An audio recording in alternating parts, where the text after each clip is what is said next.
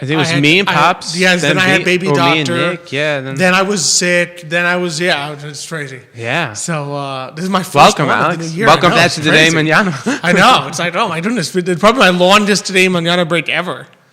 That has been so. So you feel refreshed and energetic? Refreshed, energetic, excited to learn.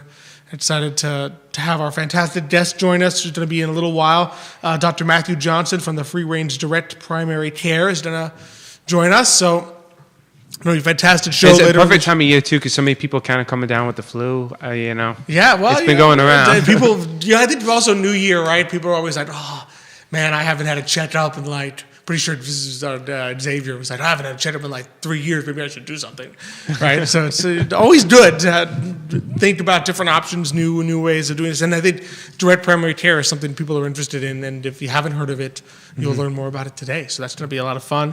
Later in the show, Michael and I will talk a little finance, a little bit deep seat NVIDIA, what's going on, Ooh. Why is the market going crazy, should you be growing crazy too? Spoiler alert, the answer is no. But we'll talk about why. You should have said spoiler alert. This way people would have been on their hedges. Time to go crazy. Time to panic. So we'll talk about a lot of that. So it's going to be a great show that we have lined up for everyone this morning. So be sure to send us questions, comments, like, share, all the fun things that you can do. And this time when you like and watch the show, you'll actually get a shout out. Because unfortunately, Pops and I do not have Facebook. Well, he does, but he doesn't know how to use it. So it's very tough to give people a shout out. So I always have to apologize after the show. I'm like, listen, I apologize for not saying, hey, this person liked the show. Thank you for watching. But now you'll get your shout out. This week, if you like and share, comment, you may get a shout out. You will get a shout out. Now you will. You will? You're going to shout out everybody? Oh, I usually pretty much shout out everybody. Yeah. I usually do. So, Vanessa Parkle, he's getting a shout out already. Thanks for liking the show this morning. Thanks for watching, Vanessa. One of our favorite viewers. So, to see, I'm honest. The Queen of Earlysville. That's what Jerry calls her, right? Or I think so, right? Okay, yeah. The Queen. I don't want to say something. So, it's just proof that you will get a shout out if you liked and shared this morning. So, always a joy to do that part.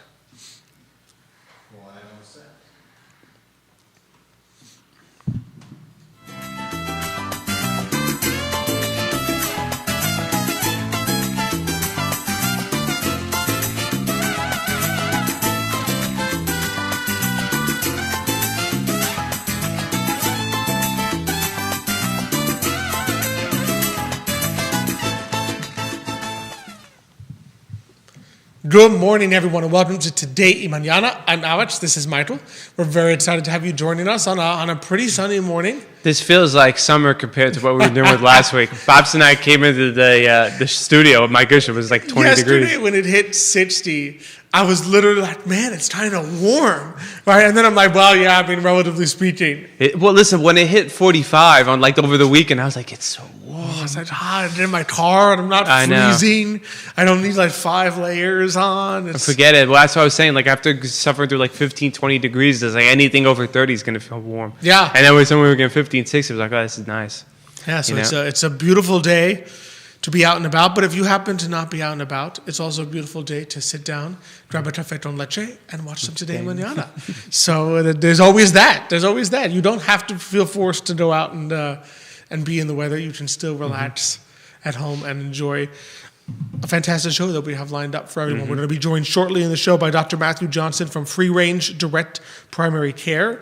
In the meantime, of course, always love being here on the I Love CVille Network set. Thanks to our presenter, Emergent Financial Services, and our awesome sponsors and partners, Credit Serious Insurance, Matthias Yohn Realty, and Charlottesville Opera. So we love all of them. I think Charlottesville Opera was it last? 2 weeks ago. 2 weeks ago when Nick and I, we had Bridget. Oh, wonderful, wonderful. So it was great to talk about that. In fact, I think they have their Valentine's duet coming up on February 14th, obviously on Valentine's Day. Yes. That would make sense. So if you don't have plans to take your special someone, you still can be able to get tickets. I don't know if they're sold out, but you probably should double check that. If you don't have plans, you should make plans. Exactly. Looking at you, Alex. Oh, I have. Oh, you got plans. Oh, he's I ahead had of the plans. game. I'm a He's planner. I was ahead of the game. Don't spill it in case Dr. Elizabeth Irby's watching. Yeah, no, Don't spill the I plans. I won't spill the plans. I will not spill the plans. Thanks, Ana Maria Amodio from New York is joining us this morning. Ana Maria, thanks so much for tuning in. Nicholas Irby is watching. I told you everyone would get a shout out if they watched. That includes Nick. So be sure to let us know if you have any questions. Always love doing that. You ready to jump right in? I'm ready. Let's go. Let's do it. So without further ado, we're glad to welcome to the show this morning Dr. Matthew Johnson from Free Range Direct Primary Care. Morning, how you doing? Yeah. Good morning. Glad to be here. Thank you for having me. Glad to have you on. So for those who haven't met you yet, maybe you could start by telling us a little bit about yourself and maybe how you first became interested in medicine and went into primary care. Yeah, sure. Long story, but I was born and raised in a small town in Tennessee, and kind of just had poor penmanship my entire life. And then my parents just said, "Hey, I think you're going to be a doctor one day." Just kidding. I had a lot of interest in science and math and things like that growing up. So, kind of dabbled with sciences and things in college, and ended up finishing with a degree in microbiology, and didn't really know what to do with that. No, I didn't want to, do lab work for the rest of my life. So I explored the medical field and ended up applying to medical school, getting accepted, and that's how it all got started. And then I kind of envisioned myself being old Doc Johnson, with the doctor bag, doing house calls and being the small town doctor, and kind of what I saw myself doing with the rest of my life. I really enjoyed building relationships with patients, helping them with their ailments, and just being there for them and being supportive. And I always thought it was kind of an honorable and career path. So it was a natural fit for me. That's awesome. Yeah. And then how did you decide to kind of start? Well, before we asked you how you decided to start Free Range, maybe a little bit about, for those who aren't familiar with the term, what is direct primary care? Sure. So direct primary care, basically it's a membership-based practice. So patients join the practice as a membership, and they pay a low monthly fee, usually around the amount of a cell phone bill, if you think about that. And it's a monthly amount, and that gives them full access to me, and that covers all of their visits. And things like that. I don't bill insurance. I don't contract with any insurance company, so I don't bill insurance for my services. And that's kind of like the only difference. As far as the care that I provide, I'm traditionally trained physician, so I prescribe medicine. I do lab tests, things like that. So the model is different, I guess, as opposed to how we treat patients. It's great. I think it allows me to take on fewer patients than a traditional or insurance-based practice would. So smaller panel allows me to spend more time with patients and answer their questions and take care of their needs as a primary care doctor should. Yeah, go ahead. Yeah. Is there a limit to how many times people can come to you over the course of like a month or a year? No, a great question. I don't have any limits. Okay. So patients can see me once a week if they need to see me that frequently. So far, I don't have anyone coming in every day or anything like that. But I don't have any limits on that. So I see them for annual physicals or preventative visits and sick visits, things like that. So okay, a little bit of everything. And so, for example, when there's like a family, how does that kind of work? Is it like one billing, and then is it like someone has to pay like per child, or? So all of my billing is done online electronically. So I do offer couples, single parent, family discounts, and usually there's one like head of household, for example, that we put the billing information in, and then it just goes there, so they can bring on their children and their spouses and things like that. Okay. Yeah, that's always nice. I remember, some of the challenges with the traditional system is that there's also that kind of thing. It's like you come in, it's like, well, you come in for one thing. It's like, well, we can't do this other thing. You have to make another visit. And it's like, well, I would imagine people to be like, okay, doc, I got like 3-4 questions, things I got to ask you. One for this kid, one for me. I remember one time I was there. I was at a traditional insurance system. I was younger. I was like maybe high school or something, and my dad had come with me. And when we were done with me, he had just a question about himself, and the doc's like, I can't do you because this is the kid's appointment. Yeah. And I'm like, and my dad was like, but I'm like right here. It's just like one question. Yeah. But it's like just to know that like family comes in and you can handle like you can actually answer dad's question too. For sure. And it's the system that does that, right? I mean, the doctors, every family doctor I know would love to take care of that patient, take care of that person. And I think that's part of the reason why I got out of that system and explored direct primary care, because it allows me to do that. It allows me to give time to my patients and have them answer questions and not leave feeling unheard or that they had lingering questions about their health. Yeah. What kind of led you down the road of, because obviously your enthusiasm for it, shows through and the sense of it. What kind of led you down the road in your career to say, hey, I'm ready to start free range, go out on my own and do this as a direct primary care model? Great question. I worked out of when you finish medical school, you do something called residency, where you get your specialty training. After residency, I received a scholarship when I was in medical school called the National Health Service Corps, and that required that I work for year for year. So 4 years, I had 4-year commitment to work in underserved areas in our country to pay back the med school tuition that they paid for. So I worked kind of in the FQHC, Federally Qualified Health Center world for 4 years. And most of these practices see, a lot of Medicaid population, a lot of lower income based communities. And I began to see there the limitations of insurance, the limitations of in primary care, I will say, and limitations of just the seeing 25 to 30 patients a day and not really taking care of my patients with the limited amount of time. So I did that. I finished my commitment there, and then I began taking on like a teaching role. I worked with I was faculty, clinical faculty member with a residency program in Pennsylvania, and there I really enjoyed teaching. I worked out of a rural health center, and it was in a rural area in coal country, Pennsylvania, and I was teaching residents. I was seeing patients, and I started to see the same thing. Just wasn't able to meet patients where they were and really take care of them because of the demands of the hospital system and the system. So I began exploring direct primary care, reading about it, going to conferences, reaching out to people doing it in my area. And then I guess my wife, who's also a physician, got an opportunity to come here. And that's kind of what brought us here. And I was like, well, we're separating from our healthcare system. I don't have to worry about a non-compete because we're moving to a new state. This is a great opportunity for me to go out on my own and do my own thing. So that's what I did. I ripped off the Band-Aid and did it. So, and here we are. I think Free Range has been doing really well, and we're growing, and we're taking new patients, and we love being here in Charlottesville. That's fantastic. Yeah, it's just and did you say that? Yeah, because I think what's important for people to keep in mind, right, is that it's not like, okay, get rid of your insurance for everything. It's just this is talking like primary care in particular. Right. Yeah. So the way I liken it, I think I'm not opposed to insurance. I think insurance is great if it's used as insurance, which we look at other insurance.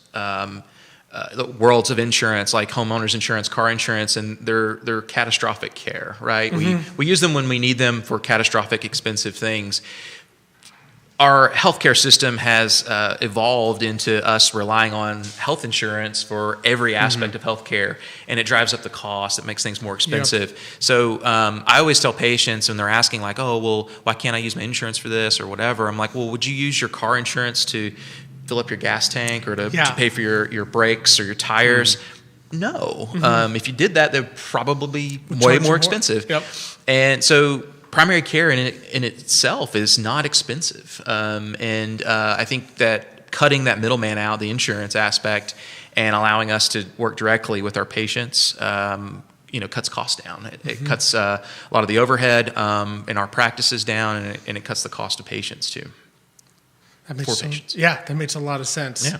Yeah. So it's just a different model than I think people a lot of people have been used to, but I think used to not necessarily just they picked it, but because that's just what you do, right? Yep. You go find a primary care doctor, you don't do anything. My dad remembers, Xavier remembers when, he used to have to go fill out insurance, but now you go, show your insurance card, and you have no clue what happens behind the scenes. Right. You only know it's the 15-minute appointment. All you see is the quickness of the care that the system imposes, but not really everything that's going on behind the scenes. Yeah. And then obviously you as a primary care doctor could see what was going on behind the scenes. Sure. And price transparency is a big part of it.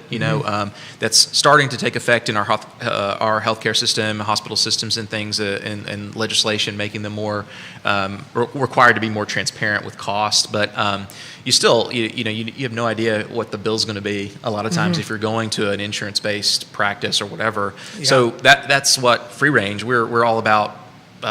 Price transparency. We want our patients to know, like, hey, this is what this is going to cost you, and let them make a decision on whether or not they want to pursue that. As far as testing or whatever that needs to be done. And remind me, Doctor, before the show, you also said you work with small businesses about primary care. Can you kind of talk a little bit about that as well? Sure. Yeah. So one of the things that direct primary care can do is we can offer our primary care services as a benefit for employers that they can purchase or pay for as a benefit to their employees. Okay. So, for example, I work with a couple small businesses here that have paid for membership to my practice for their employees, and I'm their primary care doctor. So they don't have to worry about that monthly payment. Their employer pays for it. I see them for their primary care needs, and they go from there. Most of those are coupled by a high deductible insurance plan or a health share or something to cover more catastrophic things like cancer treatment, hospitalizations. But the primary care aspect is covered by me, and I see them and take care of them. And it works pretty seamlessly, and I think a lot of small businesses who don't offer or are not required to offer their employees benefits. It's a great recruitment tool and retaining benefit to offer their employees as they're trying to keep people employed, keep people healthy, and keep their business going. And remind me too. Did you mention before that you did like lab work or blood work? Yeah. So. Yeah. Can you talk a little bit about that too? Yeah, absolutely. So, like I said, traditionally trained physician, I rely on testing, blood testing, things like that.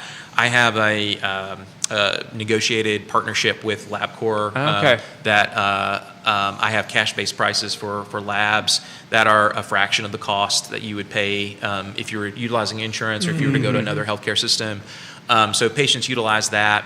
If patients have insurance plans and they're still a member of my practice, they're more than welcome to use their insurance for labs and things. If they want to do that, it's kind of up to them. I give them the option. But it's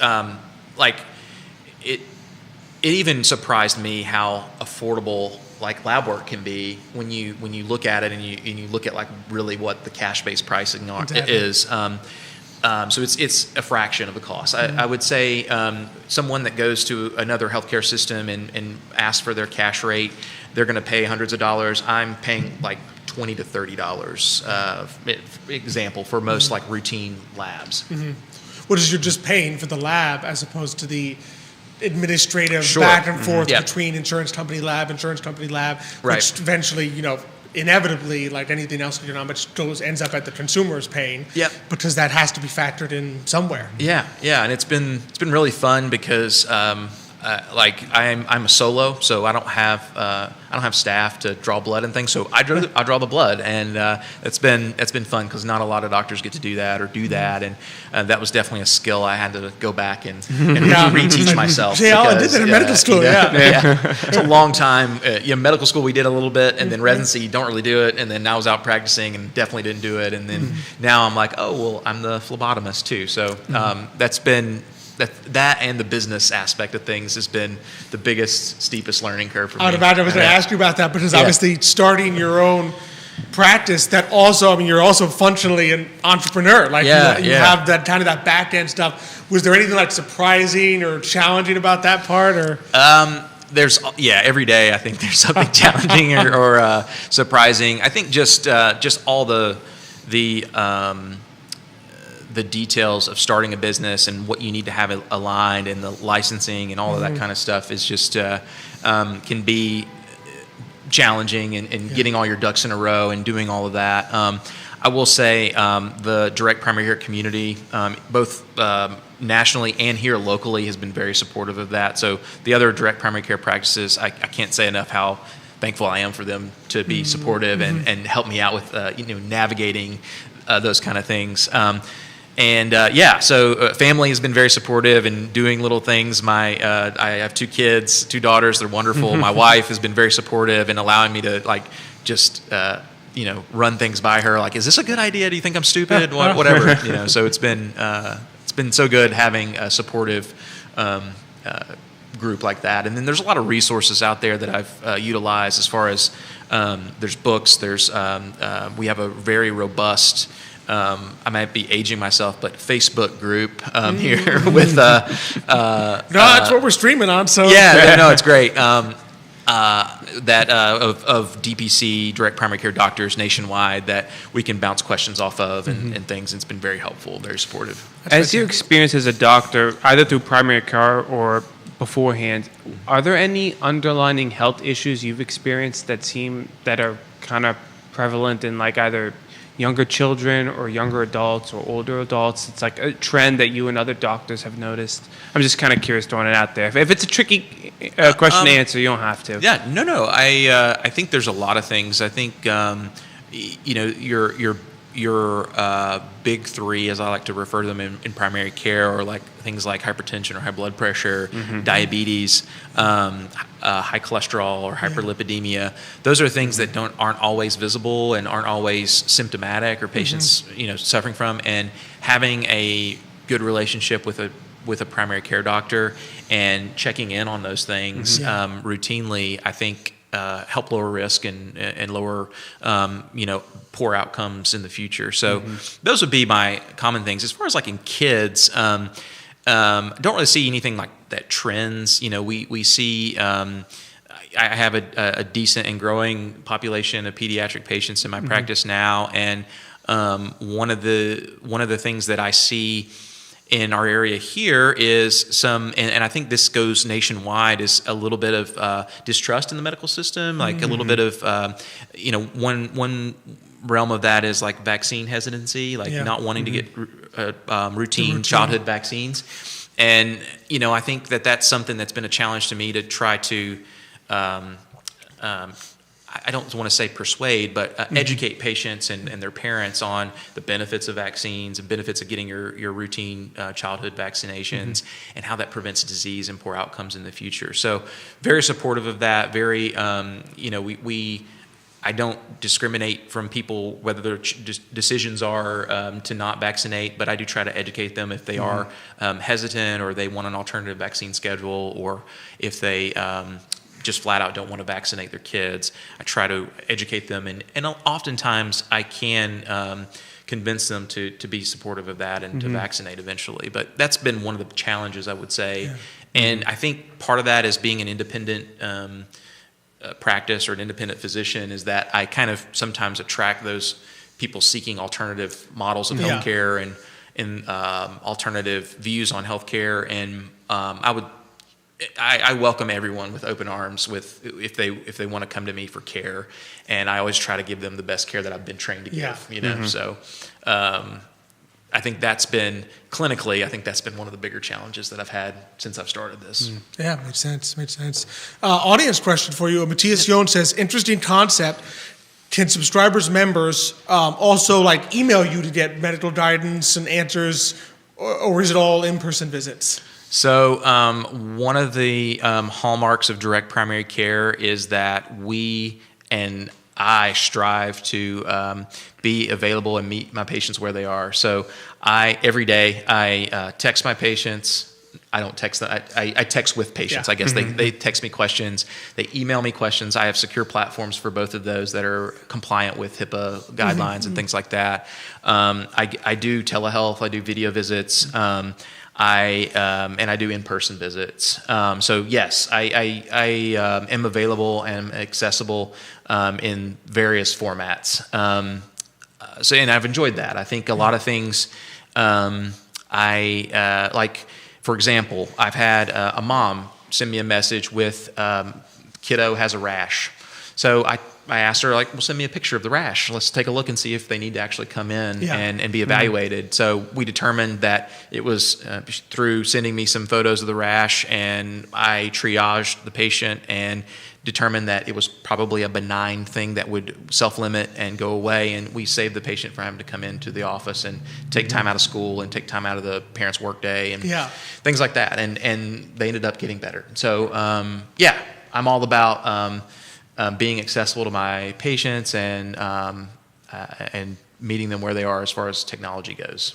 That's fantastic because so many times I think, especially when you have children, you have like these little questions because you always freak out every little thing about your child. And it's just like, if you have, sometimes you have to reach a doctor. It's like, oh, you have to make an appointment. That's like, I just want to know if, like you said, this rash, is it something serious or is it just, a rash? Did they rub on grass and, they had some sort of allergic reaction? But it's like, no, you have to make an appointment. Sometimes all parents really want to know is, walk me off the ledge. Exactly. You know what I mean? Right. Like, all I want to know is that I shouldn't panic. Exactly. And it's nice to have a way to communicate with a doctor that's not just, no, I got to call, make an appointment, come in. It's just sort of like, hey, is this okay? And then you'd be looking and say, they rubbed on grass. It was, and they got it, and they scratched too much or something like that. Right. You know?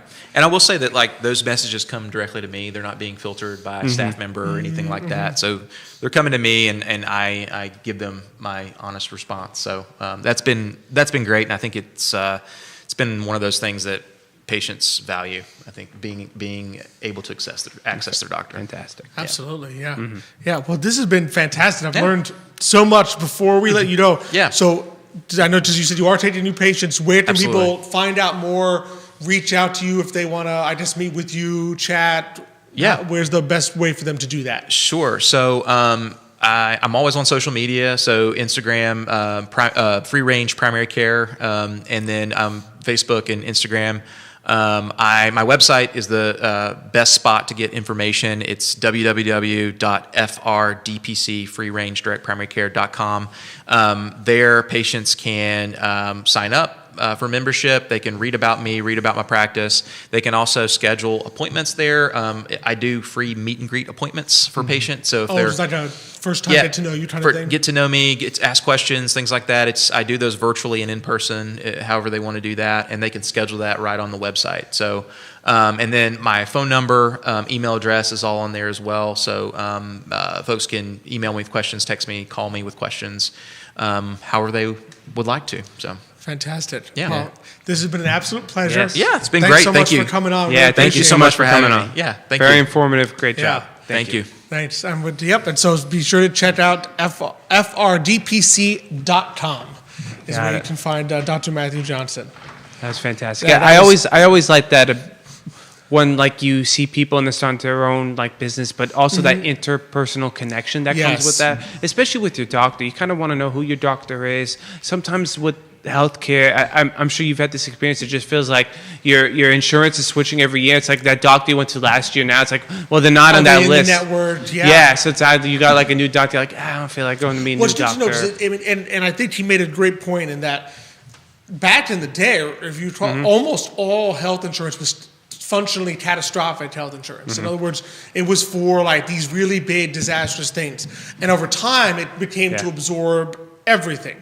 And so it's interesting that, like you said, and that's how you run into these issues where you lost your job, back to obviously, 20 years ago, you lost your job, you lost your health insurance, you lost your doctor, you lost everything. Yeah. Right? So it's nice to just imagine the peace of mind of like, okay, this is my primary care doctor. This is where I go for my kid is sick, my kid is a cold, I have this, I have that, right? Yeah. My back aches, that kind of stuff, right? No matter what happens, my job, my insurance, I switch insurance, switch jobs, this changes, that changes.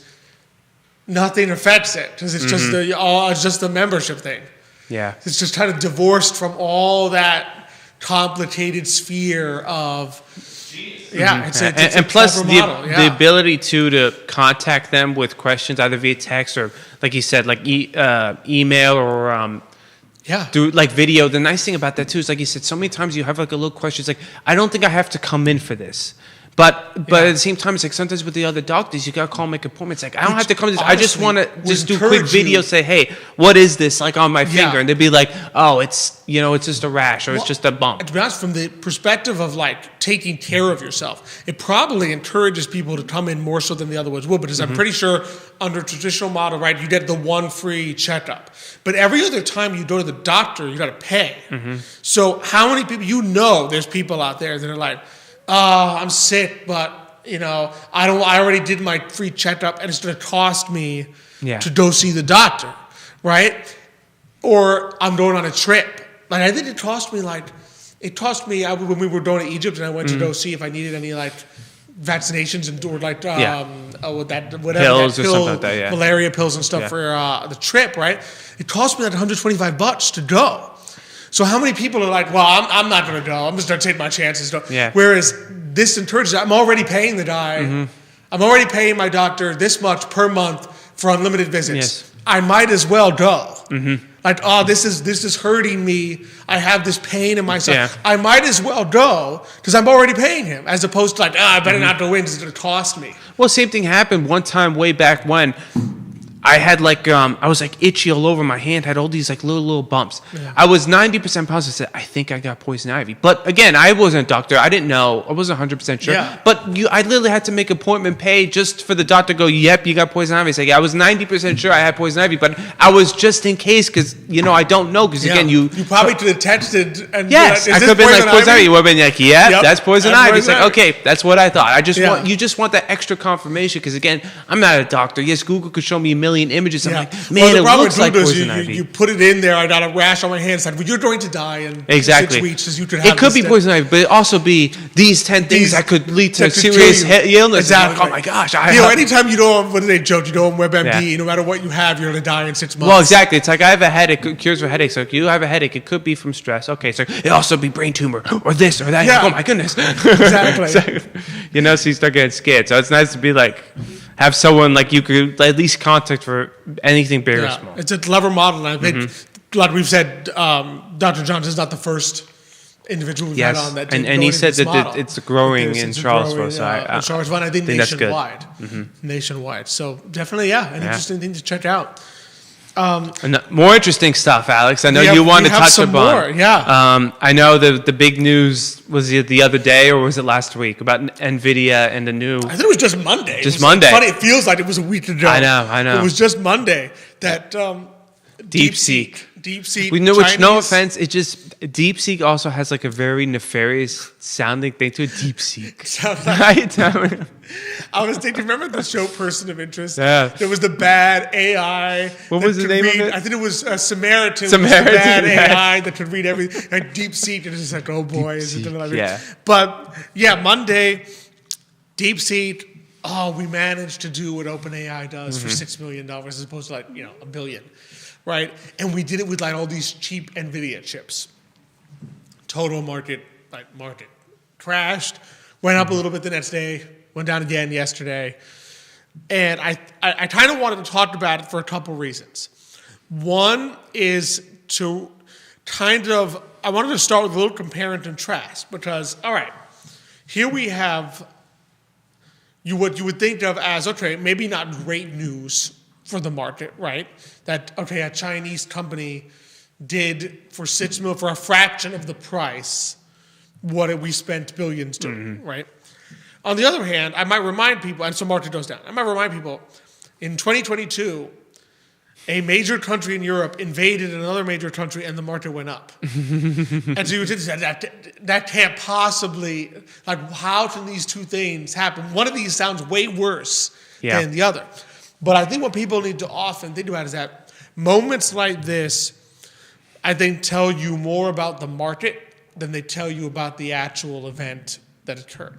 Because you dig into some of the data, I think we were talking with Jerry about this before, right? You dig into some of the data and you're like, well, a lot of it is copycat, right?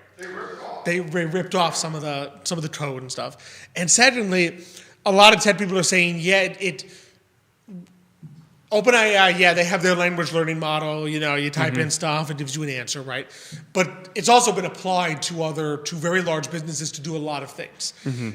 This although this DeepSeek has a certain set number of tasks that you can actually ask it to do. So I compare it a lot to like being, I made a new computer for a fraction of the price of a PC. And it's, oh man, that's amazing. Microsoft, they're finished, right? Said, it only does these 10 things.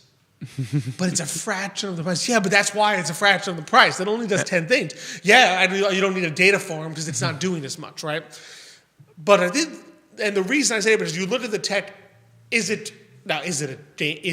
show that maybe Chinese companies are not as far behind as we thought they were? Perhaps, right? But it's not necessarily like, this is the end of NVIDIA. Especially because, they used NVIDIA chips to make this thing, right? They didn't use and everyone is still using NVIDIA chips. So they didn't use as many as OpenAI, right? But it's not like, we did it without NVIDIA. What I think this is telling you is that you look at a lot of the price to earnings ratios. And a lot of these companies, they were sitting at 80. So in other words, the price of the company of one share was 80 times the earnings per share. Meaning, if that earnings per share stays steady over the next 80 years, after 80 years, you'll break even. So in other words, some of the prices of these stocks were just very, very high. The market was very high. And when the market gets that top heavy and high, sometimes a little bit of news, the news isn't sufficient to justify the reaction. The news is sufficient to justify, maybe it's a good time for me to take some gains. Yes. Maybe I should get out because it's too risky. Maybe I should rebalance away from some of these top heavy. Because Xavier mentioned it last week. He had that graph which you mentioned earlier or before the show had started to Jerry about the fact that like most of the S&P 500 is consistent those like top 5 or top 10 stocks, right? So I think what happens every time there's a little bit of bad news, I'm sure if we've seen the graph, other people have seen it as well. And I wonder if there's like an overreaction. It's like, I have all these earnings. I don't want to potentially lose them. So if there's any little bad news, my first reaction is to sell. Is to get out. Exactly. And I think that's a big piece of it. It's kind of prescient that Xavier, and you talked about that, 3-4 days before this happened. My only thing is to play devil's advocate here. A lot of those top 5 companies are tech companies, and it doesn't seem like, I know we've talked about this was also something that happened in the 70s, and then over the next 10 years, they underperformed. Yes. But I'm curious whether we live in kind of like an era that's very technological, and we seem to keep progressing into becoming more technological, whether the correction that happened in the 70s doesn't necessarily mean that's going to happen this time, because we are trying to progress to more open AI. We're trying to progress to, drones delivering goods for people. We're trying to progress into self-driving cars. All this is going to eventually lead to a point where it's like, yes, like you feel like there should be a correction, but there might not be, because in the end, we're still trying to get more technologically advanced, and these companies are just tech companies. So in the end, they're going to continue to go up. And I think there's a good point to be made. That's why I think I agree completely, because you have to remember, what do they say? History doesn't repeat, it rhymes. Yes. So you can't just sit here and say, all right, because this happened in 1976, therefore it will happen again in 2024. And it's also why, like when you talk, Xavier will be the first to tell you, right? You don't go out there and say, I have to sell Meta, Alphabet, NVIDIA, Amazon. I need to sell them. I need to get out of this stuff because it's going to crash. It's like, well, no, right? You need to keep in mind, sorry about my allergies. No worries. You need to keep in mind that often what you need to look at is where is my risk level?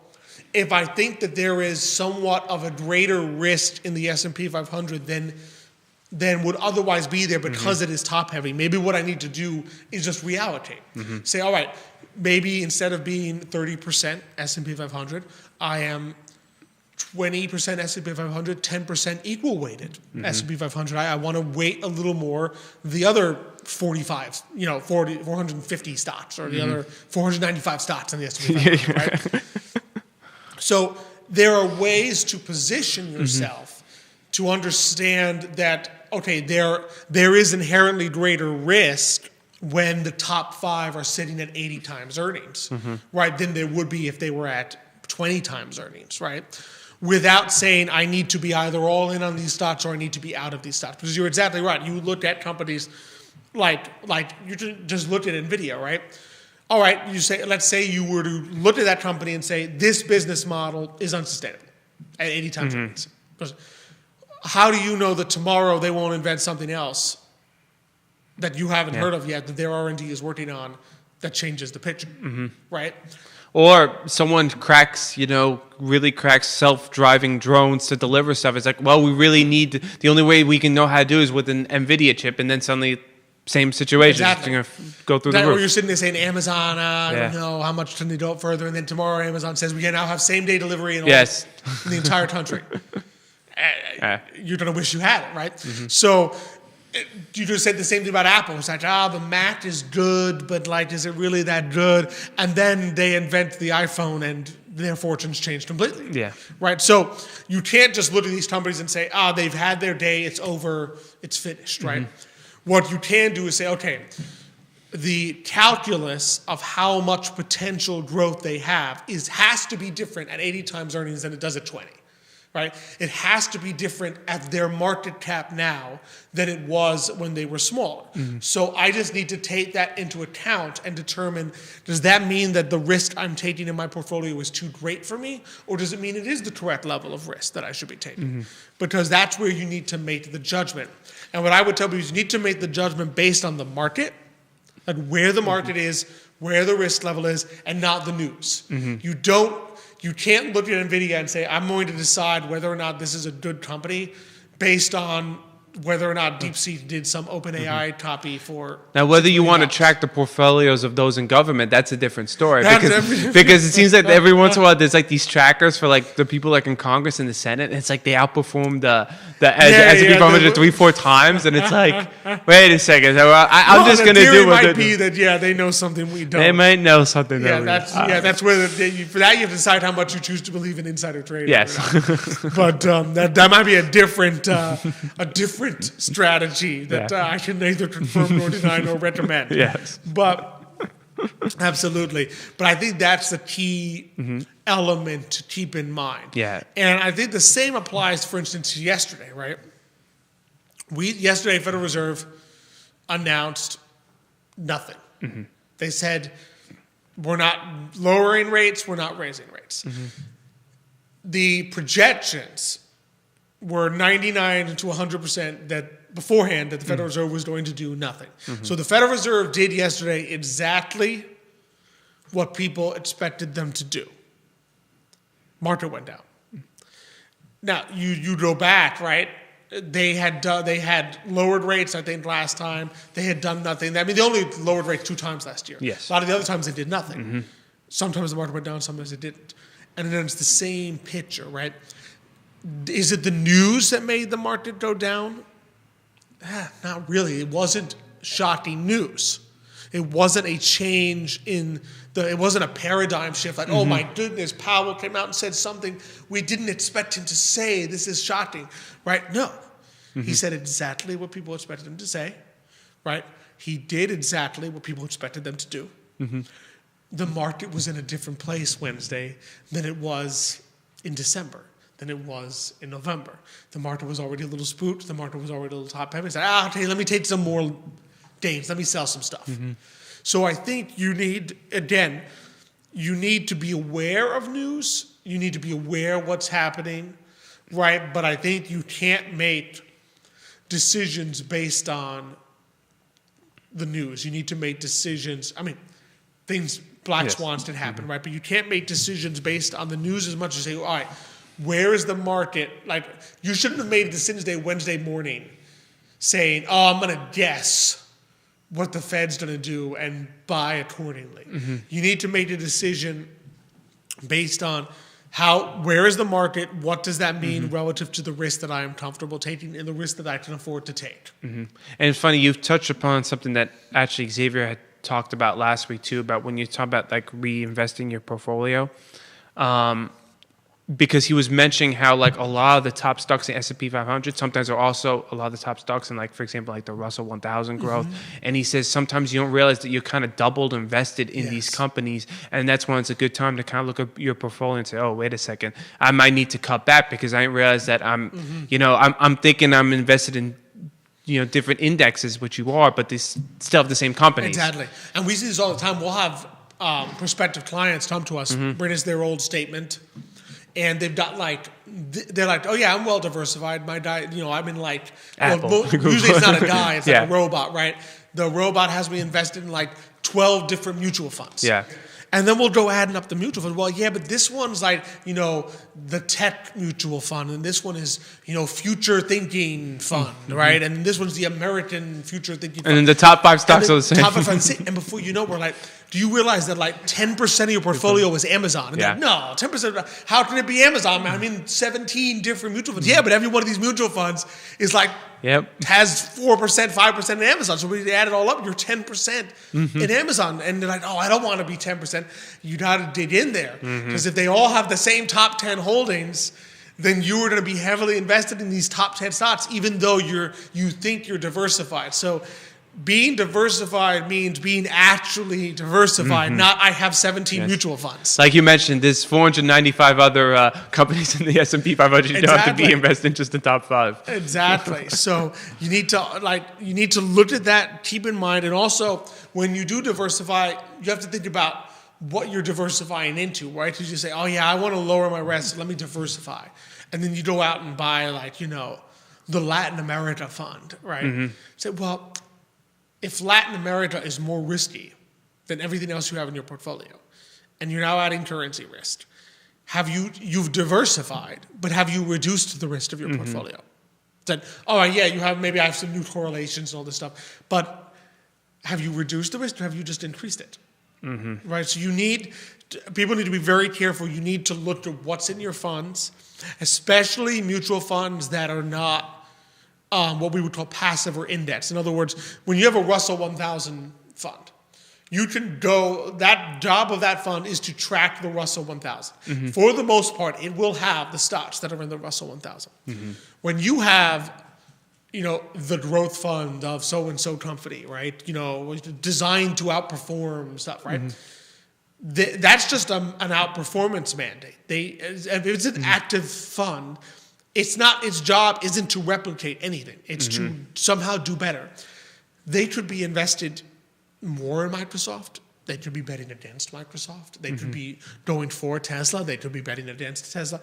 They could be making a lot of decisions which could result in you having certain stocks in there that you also have in this guy's fund, that you also have in this. Because if you've got, again, 15 different portfolio managers, but they all happen to think that the top 5 guys in the S&P 500 are going to have a great year, then before you know it, you could be very heavily invested in the top 5 guys. And if you have, it could be the opposite, right? If you have 15 different funds and they all are betting against the top 5, you could be in big trouble if the top 5 do well and they bet against them.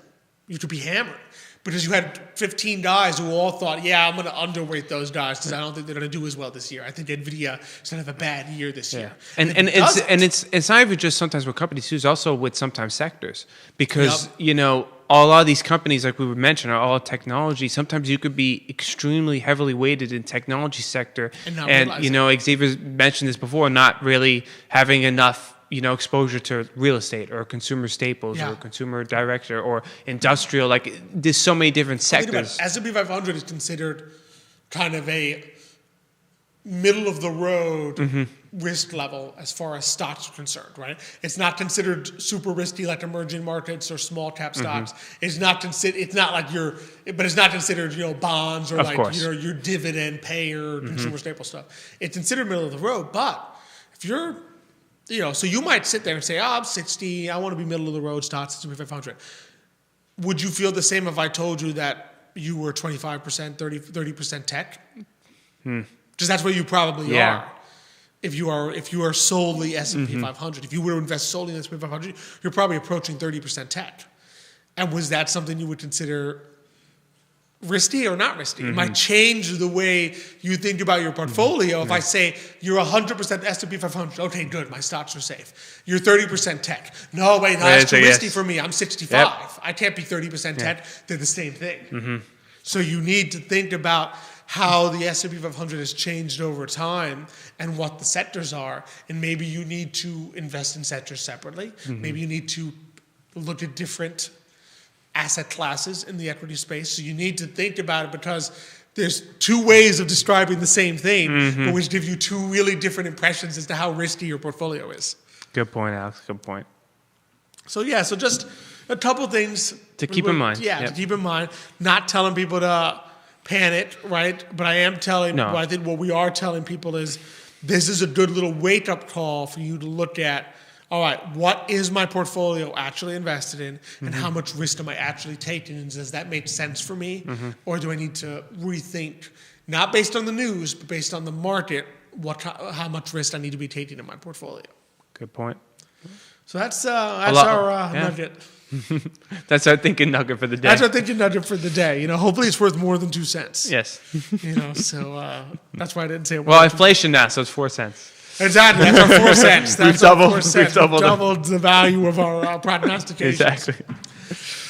So this was a lot of fun. Yeah, I was happy to have you back, Alex. I was happy to be I had to host like 3 straight weeks. No, I didn't have to. I know, exactly. This time you didn't have to worry about the questions. Exactly. The Didn't have- introductions, the Yeah. sponsors. The beginning is easier. It's always the end where it's end, like, how to close you know, out. you got to close out. You have to interrupt the other person, especially when it's about Pops, because you'll just start talking. I'm looking at the time. I'm like, I got to end the show. But he keeps going. He keeps going. Especially when I'm like about to start. I'm like, and thank you to. And then he's like, oh, by the way, this and this and this. I'm like, I was about to end the I was show. about to end the show. You just have to, you get used to it. You get used to it over time. I won't interrupt you though. I'll stay silent once you're starting to end it. There you go. I appreciate it. You know what it's like. You know Exactly. what it's like. But yeah, it's a great show this week. That's thanks to Dr. Johnson for coming on. Next week, our good friend Matthias Yohn from Matthias Yohn Realty, our monthly meetup. Yeah, always a great show when Matthias comes on. It'll be a lot of fun. Look forward to catching up with him, seeing how things are going. I feel like spring is coming. Dare I say it? You can sense that it's on the way. A couple of the warmer days you could smell it, but it's tricky because we know February can be. February, yeah. Yes. And we know there's always like something in March that like takes you back for a second. We could get snow in March. It wouldn't be the first time. So definitely hope people enjoy the warmer weather while it lasts. Look forward to seeing Matthias next week. Of course, thanks to Judah behind the camera, making us all look good. To the I Love CVille Network, to our presenter, Emergent Financial Services, our awesome partners, Charlottesville Opera, Matthias Yohn Realty, Credit, Sirius Insurance. Thank you all for watching today. Thanks everyone for tuning in, for your likes and comments and shares. Always appreciate. Thanks, Matthias, for a great question. And we look forward to seeing you all next week. But until that time, as we like to close it out, hasta mañana.